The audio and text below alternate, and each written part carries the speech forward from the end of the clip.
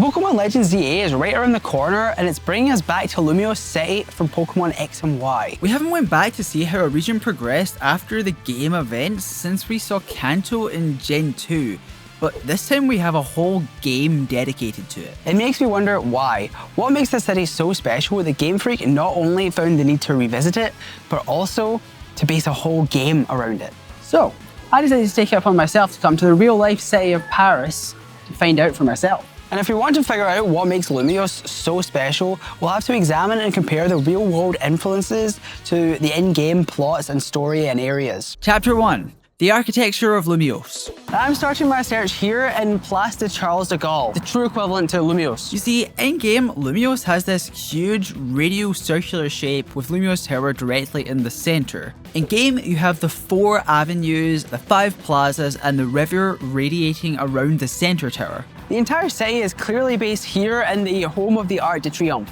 In real life, the Arc de Triomphe sits in the centre and radiates 12 avenues. It's split between the 8th, 16th and 17th arrondissements of Paris. In-game, the 12 avenues are essentially amalgamated into each of the major districts of Lumiose, with 6 plazas, including the centre one, 4 avenues, and the 2 boulevards on the outer edge. So really the South Boulevard's real-world equivalent is Rue de Presburg, and North Boulevard is Rue de Tilsit. The modern buildings around the edge are a reference to La Défense, the most important business district in Paris. So the Arc de Triomphe was commissioned by Napoleon and designed by Jean-Charles Green in 1806. And it was built to honour everyone that died in the French Revolutionary and Napoleonic Wars. You see on the inside it has all the names of the French generals inscribed inside. The inside walls list 660 people, with 558 being French generals. The Arc is 50 metres tall, and Place de Charles de Gaulle is the second largest square in Paris. But in-game, the Arc is replaced with the Eiffel Tower. They probably did this because they wanted the most recognisable landmark in Paris to represent their city of Lumiose. At 1,083 feet tall and weighing over 10,000 tons, the Eiffel Tower was built in 1889 and held the record for the tallest human-made structure on Earth for 41 years. It was built as a symbol of modernity, demonstrating French engineering, and was a defining moment in the industrial era. The tower was actually originally only supposed to be temporary, since Gustave Eiffel was only given a 20-year permit for the building. The general public also originally hated the tower, calling it an eyesore. Strangely enough, it wasn't its popularity or iconicism that kept it standing. It was actually its use in radio transmission. In 1898, they transmitted their first Morse code signal. In 1903, it was used for military transmission. In 1925, it transmitted its first radio signal, and later it was used for TV broadcasting. Prism Tower in-game functions in pretty much the same way. It's a symbol of technological advancement. It works as a transmitter for the new Holocaster and Mega Evolution signals, and has holographic prisms that make it look like the Eiffel Tower at night. I mean, look at that. It's so pretty. It's also probably the tallest known building in the Pokemon world. Rose Tower in Galar is based on the Shard in London, but in real life, the Shard is shorter than the Eiffel Tower. If you count the anime movies, the Tokyo Skytree technically exists in Roshan City, but those are non-canon, so not really worth taking into account. But getting back to the point at hand, Prism Tower, like its real-life counterpart, represents technological advancement, but also the history of the city, past and future. Given Kalos' main story centres heavily around the morality of how we use new technologies, the Eiffel Tower is a perfect centre for Kalos. And that brings us to Lysander. If we want to understand why we need to go back to Lumiose, we have to look at the story from X and Y. See, Lysander is obsessed with getting rid of all imperfections in the world and believes the only way of doing this is a mass extinction of all those he deems unworthy. Diantha goes perfectly against this. She believes aging and imperfections, and more importantly the story that comes behind those imperfections, are what gives something true beauty. And to me, this was really the core message of the game, and Lumiose itself reflects this message perfectly. You have this huge tower with a perfect circle layout of the city representing technological advancement, but surrounding that you have cafes, restaurants, an art museum, fashion stores, and people, of course. So the real question being asked here with respect to Lumiose is, what makes the city? Is it the city itself, or is it the people that live there? And to answer that, we need to explore the city. Chapter 2. Lumiose Cafes. Bulk of buildings in Lumiose are cafes. More so than anywhere else in Kalos, food and drink culture is rampant here. I mean, there's a whopping 15 of them. The first and easiest connection to make is Cafe Rolu. This is the restaurant where all the staff are on roller skates. The skater behind the counter will tell you about different roller skating tricks, while the other skater in the back will teach you the 360 trick. Another skater talks about the legendary dancing whirlwind skater who you can find in the Lost Hotel.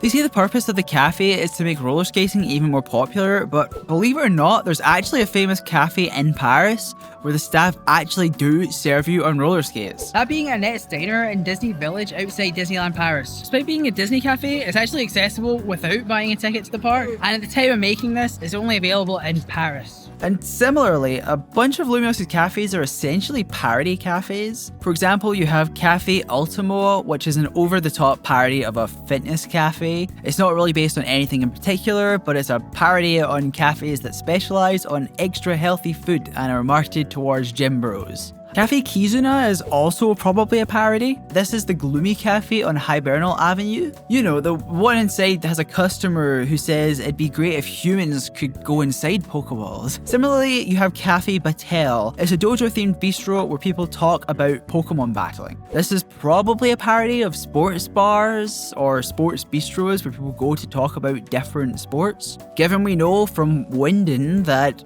all the real-world football stadiums are now Pokemon battle stadiums, this kind of feels fitting. Now you also have Cafe Class, which is where the fashion enthusiasts of Lumiose hang out. The server tells you about boutiques around Lumiose and the customers just talk about fashion. And it's inspired by Café de Flore on Boulevard Saint-Germain, which was founded in 1887. The cafe played a role in 3 artistic movements, and from the 60s onwards, Café de Flore has been frequented by fashion elites and has served as a set for many campaigns and runway shows. Admittedly, nowadays, it seems like a bit of a tourist trap, so I'm not sure if it's worth visiting unless you're really into fashion. But the history of Café de Flore is fascinating and clearly plays a huge role in Lumiose. And then we have Cafe Woof, which is a dog cafe, clearly. People go there to groom furfuru. It's not based on anything in particular, but dog cafes are really common in Japan more so than Paris, so it probably just came from there. Cafe Pokémon Ami is pretty similar, but for Pokemon just in general, not just dogs. Those who like Pokemon tend to go there to talk about training and raising them. It's essentially still an animal cafe, but I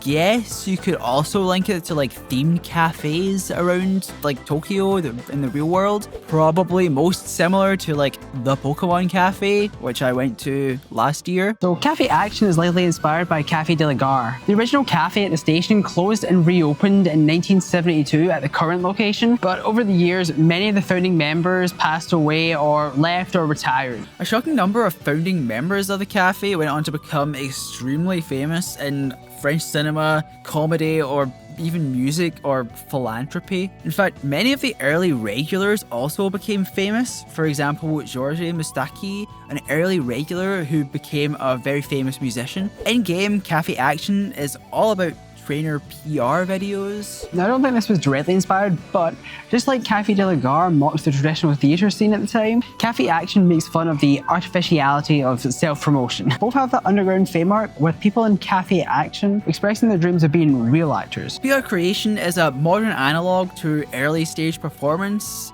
better fitting with the themes of the game. So yeah, I think it's a realistic link to make. While we're on that topic, Shutterbug Cafe is a place where photographers and camera lovers alike can go and talk about, well, cinema and cameras.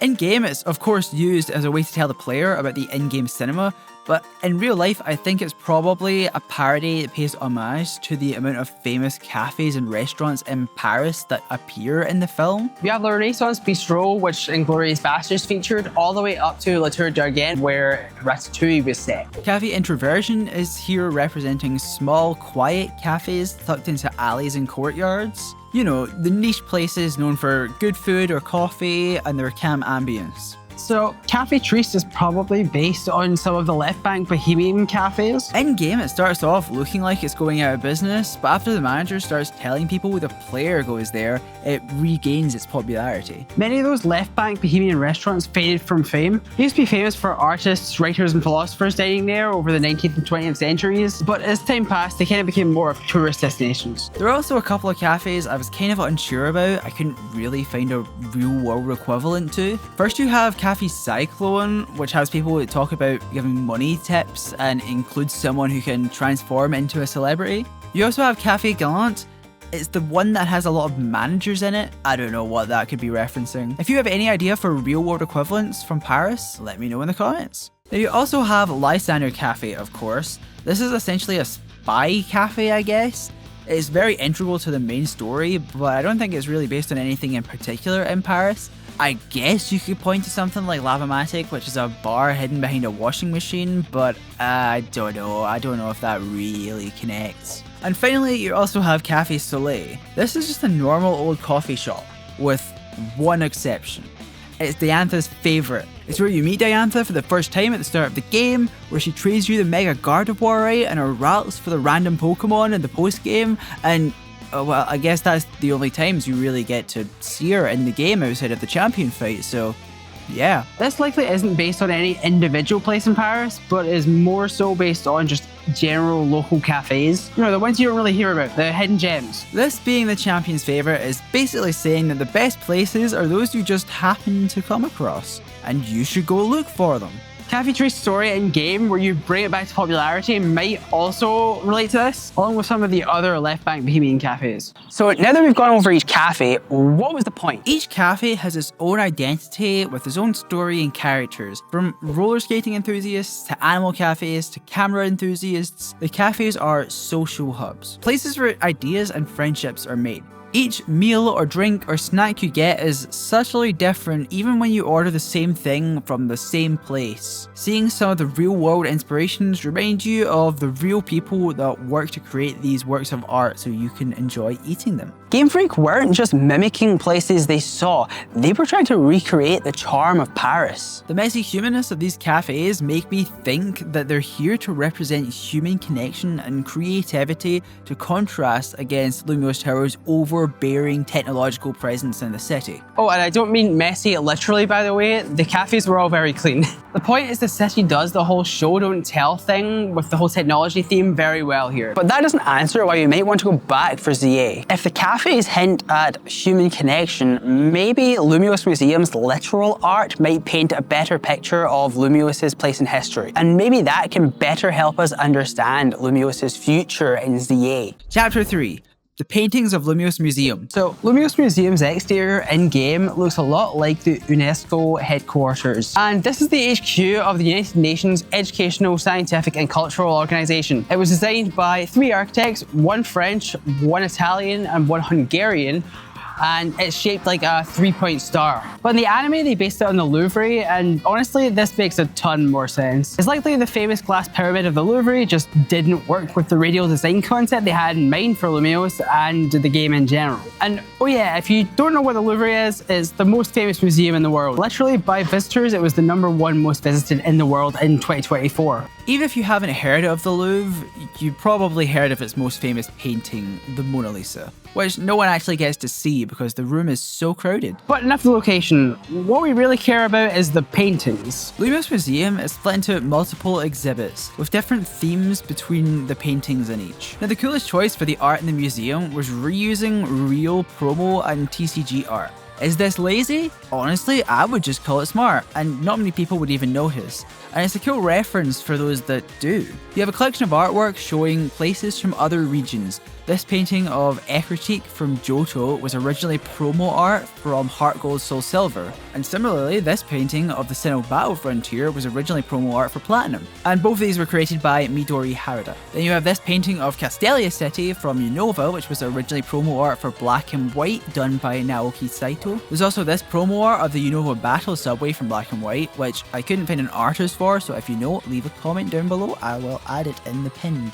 You also have a collection of artwork ripped straight from the trading card game. The Town Volunteers painting is this art from the legendary Ken Sugimori on the card of the same name from Aquapolis. In fact, there's a whole set of Sugimori art here, paying homage to Pokemon's most famous artist. You also have Mr. Brownie's Compassion based on this card from EX Dragon, and you have the Forest Guardian again from Aquapolis. Sugimori art is just amazing, but I do wonder why these specific 3 were chosen. Did Sugimori handpick them as his favourites? Were they chosen because they were relevant to X and Y? I don't see much connection, but if there is, again, comments. You also have Fossil Extractor illustrated by Kaneko Io for this card in Mysterious Treasures. My initial thoughts on this are that it's both kind of lazy and ingenious to reuse assets, but also really cool to shine a light on art that was barely used back in the day. But what's the significance of showing these locations? This promo art depicts the cities in a way players remember it from their childhood. It's not perfect,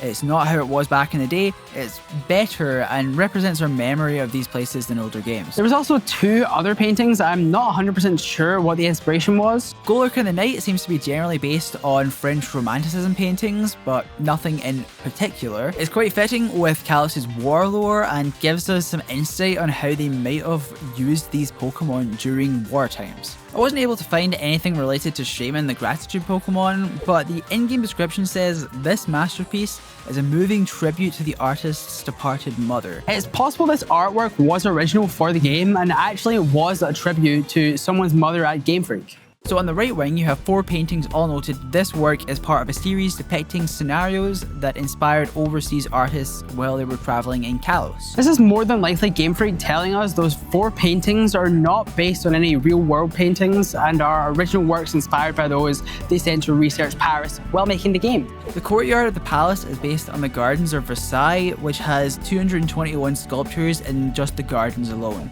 The Palace of Versailles is the biggest open-air sculpture museum in the world. I think the most likely inspiration for the statue depicted in the painting is the Diana of Versailles sculpture, which is currently now in the Louvre. Glittering Cave is based on the Paris catacombs. They likely went there and found the visuals striking enough to make art for the game about. Lumiose City is probably based on Le Chêne des Olives, which is a tree that was struck by lightning at an age of approximately 500 years, hollowing out and burning part of its trunk. 2 chapels, one at the base and one further up, were established inside. It's located in Allouville-Belfort, a small village in northern France. Anistar Sundial is likely based on Cathedral de Notre-Dame de Strasbourg. Composed of pink, or sometimes reddish-brown sandstone, its unusual mineral makeup changes colour throughout the day, and it features a sundial on its south portal. The location on a waterfront is likely a reference to the River Three, which splits to encircle the area around the cathedral. Visually, it also takes clear inspiration from the Strasbourg astronomical clock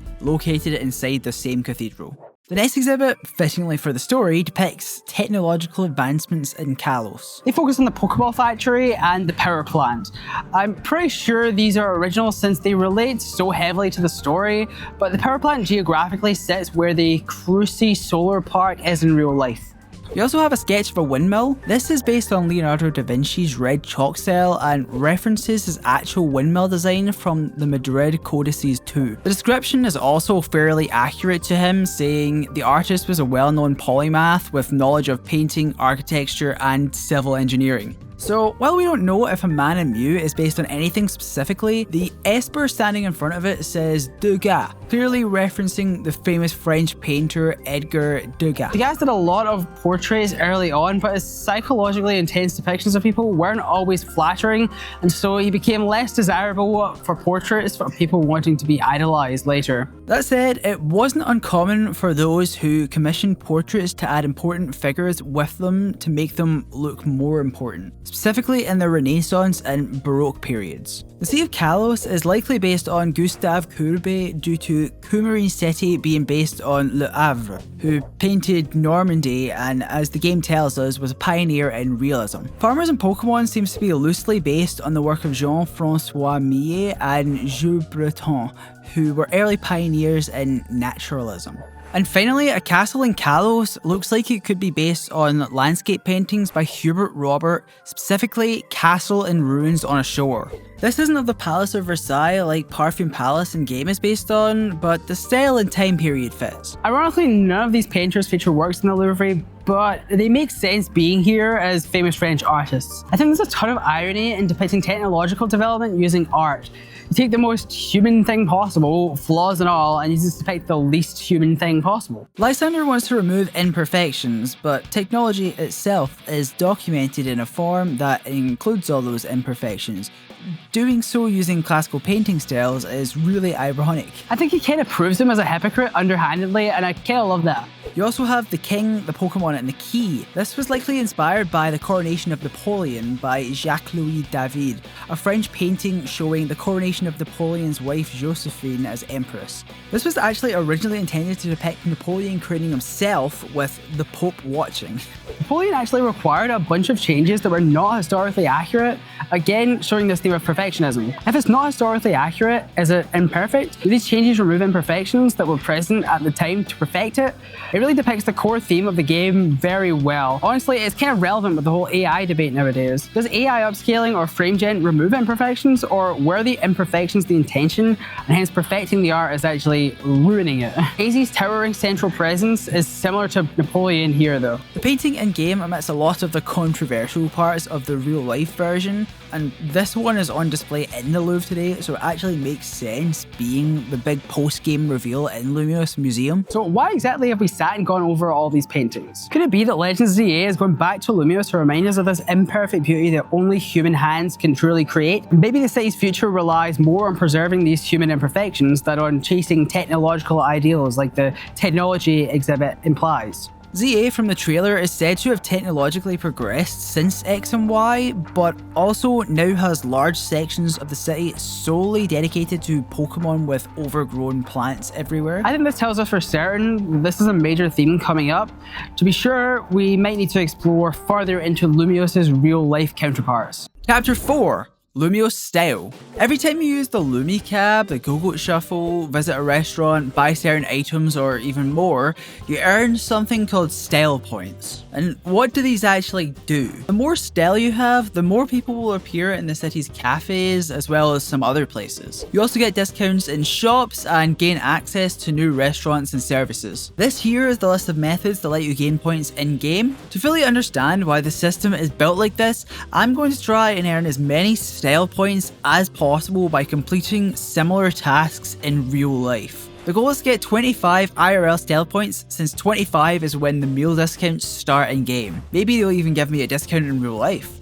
So first off, how many style points do we already have? Well, we get 2 points for entering Lumiose Museum and getting an audio guide, so that's 2 points already from going to the Louvre. Go-Go Shuffle is pretty obviously meant to mimic the Paris Metro. I've already ridden that at least 2 times, so I'm calling that 2 points. While I've ate at a bunch of places already, only the fancy restaurants give points in-game. We want that discounts for restaurants, so that'll have to wait till later. Speaking of what's gonna have to wait, let's run through everything that's not possible in real life. First, you get 2 points for getting a haircut, but I really don't need one, so too bad. You get a point for winning the lottery, which is, I guess, technically possible in real life, but I'm not banking on that. You also get 2 points for getting your fur styled, but my dog is back in Scotland, so that's off the table. Theoretically could get a job at a hotel and do a perfect day's work, but that'd be quite a lot of work just to quit on day 2, so probably best to leave that. And the Alexa and Looker side quests are also off the table, since Alexa and Looker are characters from a video game and don't exist in real life.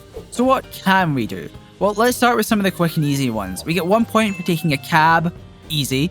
The galette stand is, well, exactly what the name says. They serve galettes. This is kind of a general term for flat round or freeform crusty cakes. You also have Breton galettes, which are pancakes made with buckwheat flour, and we get 1 point for getting one here. We also get a point for buying herbs at a herb store, Herboristerie de la Place Clichy-sous-Deux, and 2 points for buying juice at a juice store. I went to Vertu Le Bar à Jus and got the L'Original. We also get 2 points for buying an evolution stone at the Stone Emporium. I guess the best real world equivalent is a mineral store like Mineral do Brasil. We also get 3 points for buying anything at the boutique, so buying any clothes gives us another 3 points, taking our total to 15. You also get 2 points for buying anything at the Pokeball boutique. This is easy points. I bought 3 Pokeballs, giving me 6 more points.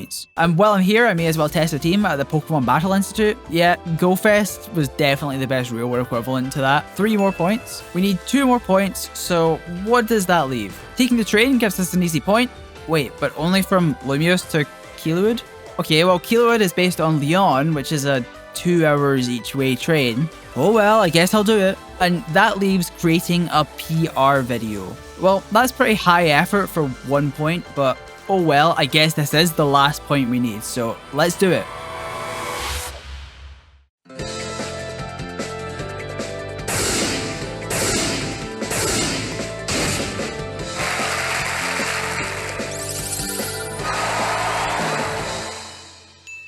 and that gives us 25 style points. In theory, we should now be able to get a 10% discount in some casual bistros. I see no reason why they wouldn't do that in real life. But really though, why is it I want to talk so much about this obscure style system? While the system exists solely in Lumiose, you can't earn style points outside of this one city, and you don't get any benefits when you leave. This whole weirdly in-depth system is made specifically for Lumiose. Nowhere else in the game, just Lumiose, and I find that both really odd and strange and pretty cool. But more than that, I like the idea that true style in Lumiose is based on how much you interact with the little things in the city, you know, how much time you spend here. Pokemon style points aren't just about fashion or money either, they're about engaging with people, community and creativity.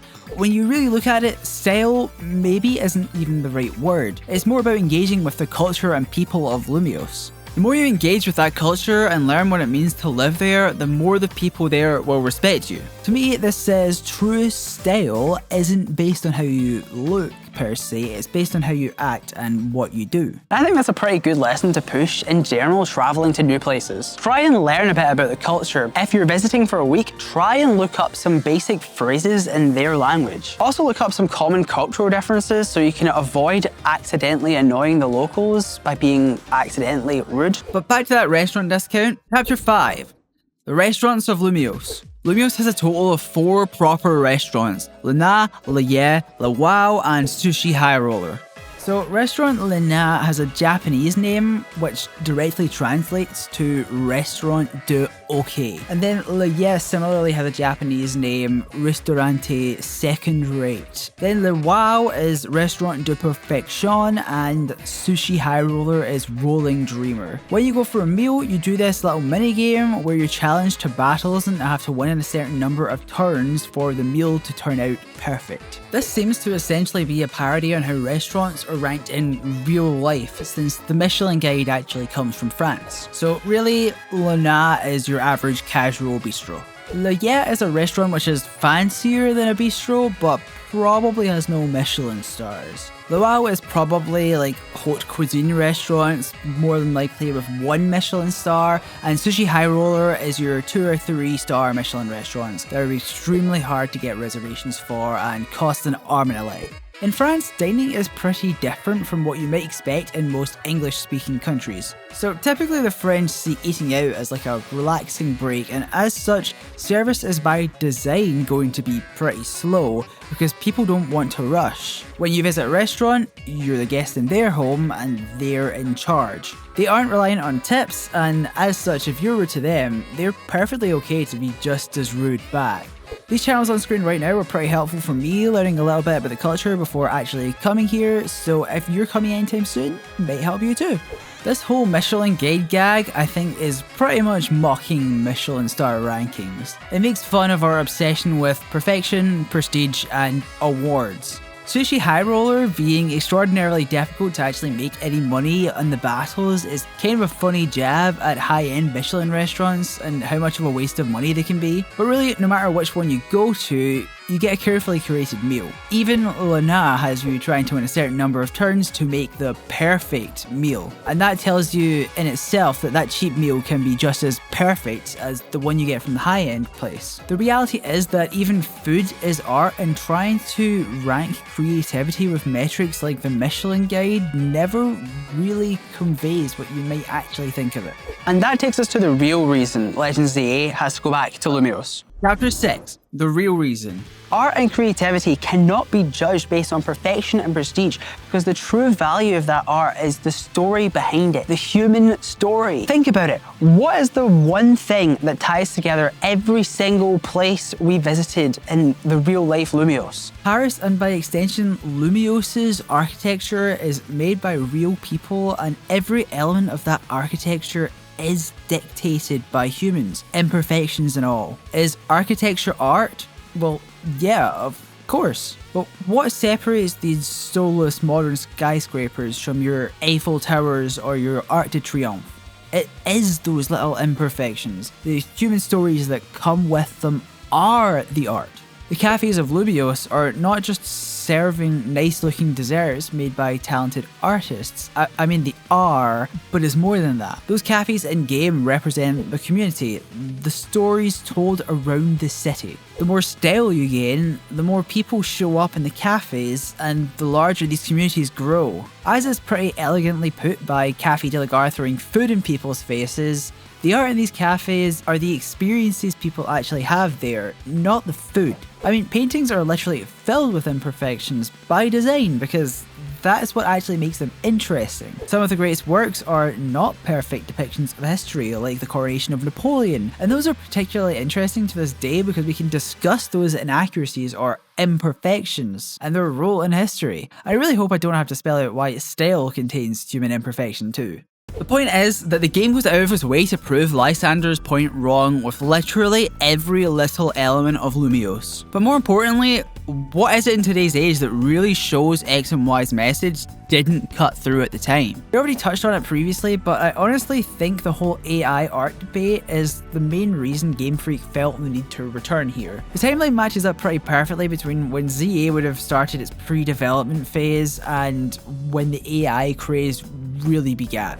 What have we spent this entire time talking about? AZ's whole misusing technology plotline with the ultimate weapon, Lysander's whole erasing imperfections plot, and now Gamefreak going out of their way to spell out how the human story behind works of art is really true art. We live in an age where huge corporations spit in the face of these human stories by training their large language models on works of art they just don't own. These stories are then meshed together to form this monstrosity everyone likes to call AI art. And yes, this applies to writing or music or even video like I'm making right now. All of it is art, but when a computer generates it, it now ceases to be art. To be clear, I'm not entirely against machine learning. The Folding at Home initiative is a great example of what this tech should be used for. Hell, if you train one on open source code on GitHub, which specifically has the license which lets you train on it, I think it can make a great programming tool. The underlying technology here isn't really the issue, it's how bad people use it. You know, just like how the same energy from Xernes and Yveltal were used for the ultimate weapon, but also in a good way with Mega Evolution. Lysander's ideology of using technology to erase imperfection in human stories is just as contradictory as generating art with no human stories behind it, no imperfections. It, by X and Y's definition of art, ceases to be true art when you remove them. So to finally answer the question that started this whole journey, we have to return to Lumiose and Pokémon Legends ZA because not enough people managed to actually understand the text-heavy, convoluted story in Pokémon X and Y. And before Gamefreak start using generative AI for textures like Call of Duty. But anyway, if you made it this far, maybe consider subscribing. I've got a big one planned next, and if you like this, you'll probably like that too.